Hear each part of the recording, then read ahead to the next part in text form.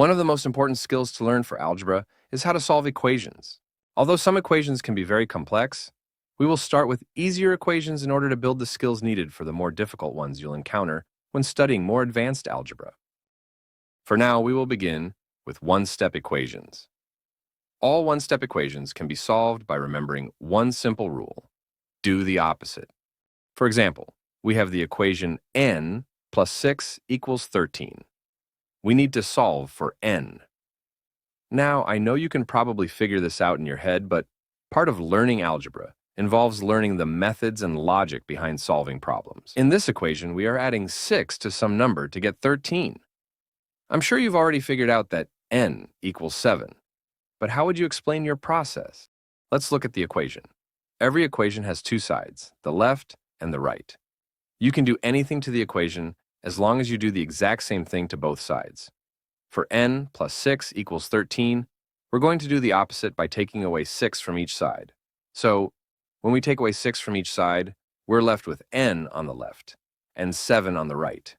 This makes our final answer n equals 7. So, let's try another one. W minus 5 equals 19. First, think of the left side and the right side. The opposite of subtracting 5 is to add 5. But we need to do the same on both sides. The minus 5 plus 5 on the left equals 0. So we now just have a W on the left. On the right, 19 plus 5 equals 24. So our final answer is W equals 24. But what about multiplying and dividing? Well, let's try 3 times r equals 12. Since we're multiplying the 3 and the r, we need to do the opposite and divide by 3. Just remember to do this on both sides of the equation. On the left, 3 divided by 3 is 1, so we're left with 1r, or just r.